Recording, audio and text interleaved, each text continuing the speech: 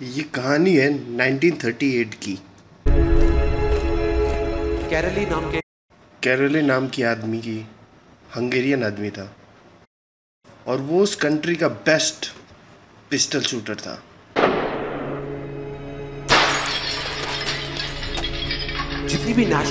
जितनी भी national championship हुई थी उस कंट्री में, उसको जीत चुका था और सबको ऑलमोस्ट कंफर्म था 1940s में जो ओलंपिक होने वाले हैं उसमें गोल्ड मेडल वो कैरोली को ही मिलेगा। और उसने सालों से ट्रेनिंग की हुई थी। एक ही सपना था, एक ही फोकस था कि मुझे अपने इस हाथ को दुनिया का बेस्ट शूटिंग हैंड पहनना, और वो कामयाब हो गया। उसने बना लिया बेस्ट शूटिंग हैंड। सिर्फ 2 साल का फ़र्क था। 1938 में एक आर्मी की ट्रेनिंग कैंप चल रहा था। क्योंकि वो आर्मी में था तो एक एक्सीडेंट हो गया। उसके उसी हाथ में जिससे उसे गोल्ड मेडल जीतना था, उसी में एक हैंड ग्रेनेड फटा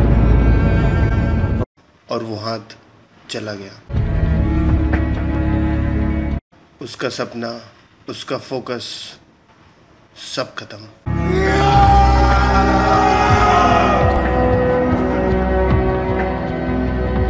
एक तो ये पूरी ज़िंदगी रोता रहे या कहीं जाके छुप जाए, या अपना जो गोल था उसने फोकस किया हुआ था उसको पकड़ के रखे।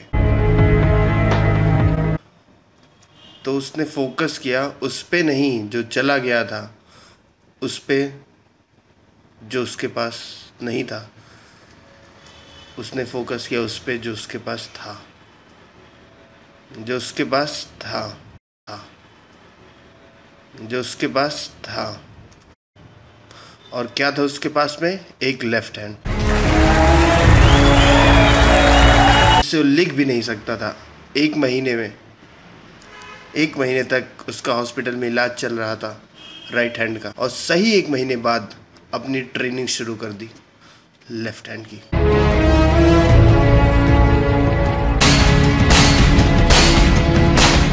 ट्रेनिंग के 1 साल बाद, मतलब कि 1939 में वो वापस आया।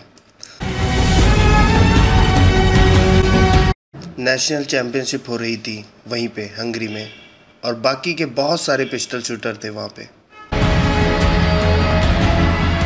उन्होंने जाके उसे कॉन्ग्रेचुलेट किया। कहा कि यार देखो, ये होता है जज्बा, ये होती है स्पोर्ट्समैन स्पिरिट, कि इतना सब कुछ होने के बाद भी तुम यहाँ पे आए हो हमको देखने के लिए और हमारे हौसला बढ़ाने। किसी को नहीं पता था कि वो 1 साल से अपनी ट्रेनिंग कर रहा था लेफ्ट हैंड की। और उसने जवाब दिया, मैं यहाँ तुम्हारा हौसला बढ़ाने नहीं, तुम्हारे साथ कॉम्पिटिट करने आया हूँ, तुमसे लड़ने आया हूँ, तैयार हो जाओ। कंपटीशन हुआ। बाकी सब वहाँ पे जितने लोग थे वो कॉम्पिटिट कर रहे थे अपने लेफ्ट हैंड से, अपने बेस्ट हैंड से, और ये कॉम्पिटिट कर रहा था अपने ओनली हैंड से।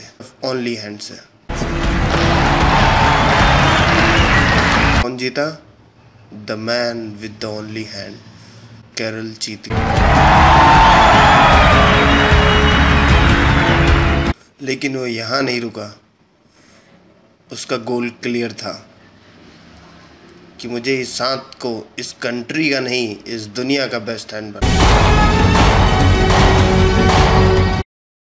उसने अपना सारा फोकस उठा के डाल दिया 1940 पे, जब ओलंपिक्स होने वाले थे। लेकिन 1940 के ओलंपिक्स कैंसिल हो वर्ल्ड वॉर की वजह से।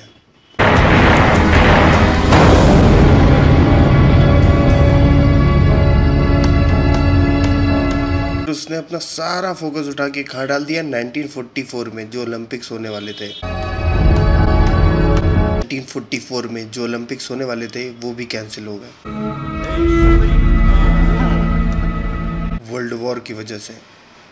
फिर से कैंसिल।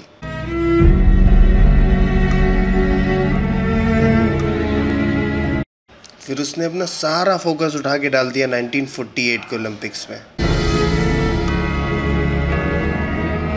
38 में उसकी एज थी 28 ईयर्स, 1948 में उसकी एज हो चुकी थी 38 ईयर्स। और जो यंगर्स प्लेयर्स आते हैं निकल करके, उनसे कम्पीट करना मुश्किल होता जाए। लेकिन मुश्किल नाम का वर्ड उसकी डिक्शनरी में था ही। वो गया, पूरे वर्ल्ड के बेस्ट शूटर आए हुए थे जो अपने बेस्ट हैंड से कम्पीट कर रहे थे, और ये कम्पीट कर रहा था अपने ओनली हैंड से। और कौन जीता? The man with the only hand.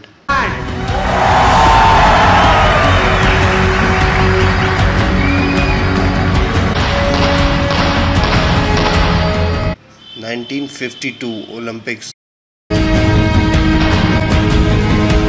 दोबारा कंप्लीट किया उसने।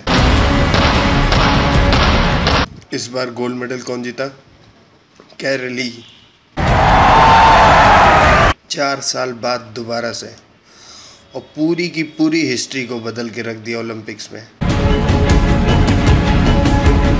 इस पर्टिकुलर कंपटीशन में इससे पहले कोई किसी भी एथलीट ने लगातार 2 गोल्ड मेडल नहीं जीते थे।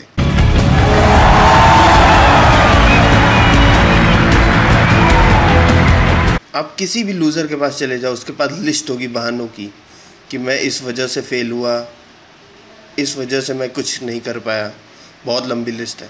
और दूसरी तरफ विनर के पास चले जाओ, उसके पास 1000 वजह होगी वो ना करने की जो करना चाहता है, बस उसके पास एक वजह होगी जो करना चाहता है और वो करता चला जाता है। और